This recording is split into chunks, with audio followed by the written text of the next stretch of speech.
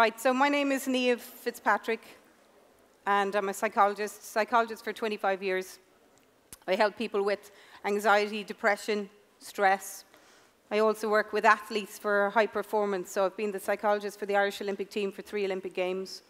So when I was asked to talk at Zeminar, I thought about what I would like to have had if I was sitting there when I was 15, 17, 19, 20. And what I thought was that I would have liked somebody to tell me how to handle the hard times in life. So what we're going to do today with me is 2 things. We're going to have a little look at one of the key factors in resilience, which is the trait, the characteristic, if you like, the quality, the skill of being able to bounce back from hard times. So we're going to look at a key skill in that, a psychological skill. And then I'm going to talk to you about resilience in real life. What happens when a hard time hits in real life, and how do you handle that? But the point being that how you feel is a function of how you think. Now go back to my talk, resilience. How do you want to feel when hard times hit, when you fail your exams, when your relationship ends, when you try something again and again and again and you don't get it? So the first key factor in being able to handle the hard times that life will throw at you every now and then is the ability to be able to think usefully. And if somebody has just dumped you, if you've just failed an exam that you really wanted to get, then if somebody says to you to think positively, you're just going to look at them and go, really? Are you kidding me? I'm on the floor here and you want me to think positively? That's not really going to be possible. But what is possible is thinking usefully. And that will move you to the next step, the next step, the next step, and that will allow you to be resilient and get yourself through this hard time. At this point in my talk, I have a choice. So I could quite easily talk to you about sports teams who've been resilient, people who have failed and failed and failed and kept going. But I stand in front of you and I'm going through the hardest time in my own life. And what I thought about, I was inspired by a talk given last year's Zeminar by David Gillick. And if you haven't seen it, look it up. It's really good, very honest. It would be easy for me to come back next year and to tell you how I got through that awfully hard time in my life. But something about that just doesn't feel honest. So I'm taking a risk and I am nervous, and when Harry talked about a dry mouth, that's why I've got water here, and that's not even my water, but if my mouth goes that dry, I don't care whose it was, I'm going to take their water too, because I'm quite nervous about this, so just bear with me. I've never really spoken about all of this stuff I'm going to talk about now. Here's my hard time. On Monday, the 13th of March this year, I had one life. I had 3 sisters. I had a brother. I had 2 parents. I had a nephew, I had a husband, and I had a cute little dog, and I had a home. On the morning of Tuesday, the 14th of March, we got a phone call because my sister was Niamh Fitzpatrick, who was the captain of the Rescue 116 helicopter that went down off the coast of Mayo. I live 4 doors from Dara, and from my other sister, Emer, who shares that house with Dara's son, Fionn. And Emer said, the helicopter's down, we don't know what's happened, come over. Got out of bed, tore over, this is 6 in the morning, and it took them until something like 12 or 1 o'clock that day when 2 men from the Coast Guard in uniforms came into our house, came into Dara's house, into the kitchen that was filled with neighbours and friends and family. And they told us that the body that was found was Dara's. And I can remember the screams. Right now, I can still remember, and you can hear my voice. It obsessed me even thinking about it. It was horrific. I can remember the screams. And what happened then is we went into numbness. So it was so horrific that your system shuts down and you're numb. You have to drive to Mayo to collect her from the morgue to bring her home. We had to have her funeral. You have to look after her son. My sisters and myself are guardians of her son. And you have to get on with living your life. I don't believe that you get over something like that. I think you learn how to carry it. There's somebody who deals with grief, Megan Devine, and she says some things in life cannot be fixed, they can only be carried. And this resonated with me straight away.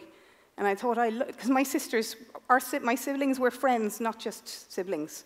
We're brought up to have each other's back, and we love each other and our friends. So I miss her as a friend and as well as a sister.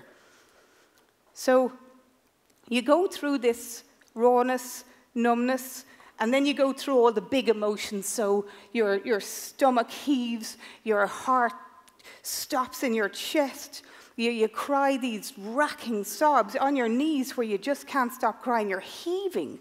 You go through all of this, and then you begin to learn to live. And a dentist doesn't pull their own teeth. So I went to a psychologist because I knew this was trauma, not just grief, this was trauma. Now, I'm not here to talk to you about resilience through grief. If somebody dies, you do not need to be resilient. You need to grieve, you need to be sad. What I'm going to talk to you about, I haven't talked about publicly before, but it's what happened in my life after that, because 2017 wasn't finished. So there was a crack in my marriage last year. Been married for 15 years. And after my sister died, my marriage ended. So I'm now going through a separation. I married a good man. He's still a good man. When we're done through this, we will be friends. We're just not going to spend the rest of our life as husband and wife. But it is hard. It is very hard. When you're single and you're trying to buy a house in South Dublin, it's not the best place that you want to be trying to buy a house. So I don't know if I'm going to be able to buy that house. And I am faced with having to possibly look at a scenario where, as guardian of my nephew, I come to his home to mind him here, and I have to watch people over there go into my home. I went to a psychologist, I went to a trauma psychologist to help me deal with it, and one of the things that came out of the sessions was, he said, you're actually dealing with this quite well. And quite well does not mean you don't cry. It doesn't mean I don't get angry. It doesn't mean I want to kick and scream and roar at the unfairness of it, because I do all of those things. But it means that I have those moments, and then I pick myself up and I take that next step on.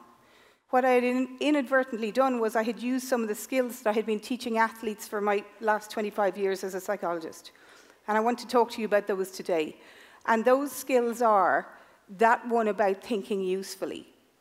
And what I do is I think usefully about anything in this situation. So I have a choice with my sister when she died. I can think about her day of death.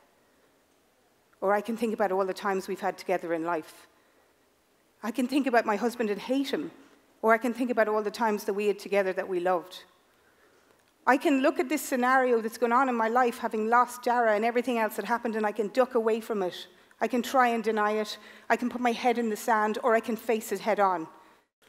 So for me, in terms of thinking usefully, the things I would suggest to you are those. 1, when hard times hit, face it head on. Acknowledge it. Do not try to duck it. Say it to yourself. This is what's happening, and I accept that's what's happening. Secondly, feel the feelings. Geraldine alluded to it earlier. Let yourself cry. 3, deal with facts. Don't be going on this stuff of, I failed this exam, or my relationship ended, and so-and-so dealt with it better. They're coping better than I am. They're handling things better than I am. That's an assumption, not a fact. You don't know that. 4, I think this is, focus only on what's in front of you. So Christmas, the idea of spending Christmas, our last Christmas was our best Christmas ever. The idea of spending Christmas without Dara fills me with dread, so I don't think about Christmas. And I will worry about Christmas when Christmas comes. Next, focus on what you can control. I can't bring her back. I can't bring my marriage back. I can't even make myself able to get this house. I can't control that for sure. But I can control how I think about it all. Finally, 2 other things. Gather support around you. Again, Geraldine talked about it earlier. This is utter hell. Why would I be able to handle it on my own? So get the support around you. And then lastly, self-care. Whether you feel like it, sleep. Whether you feel like it, eat. Whether you feel like it, drink. A little bit of exercise. Mind yourself through things. And just remembering that resilience is about your thinking. How do you think about you, the situation, your expectations? Are you thinking usefully about it? And it's about a choice. And heroes aren't only the people who get up out of bed in the middle of the night to go and save someone else. Heroes are people who say, I failed, let me learn and go on. People who say, I'm lonely, let me reach out and go on. People who say, I'm overwhelmed, let me get some support and go on. Let me break it down and go on. And I would just ask you that the next time that a hard time hits in your life, just ask yourself, Am I thinking usefully about this? And if you are, it gives you the best chance to go on. Thank you.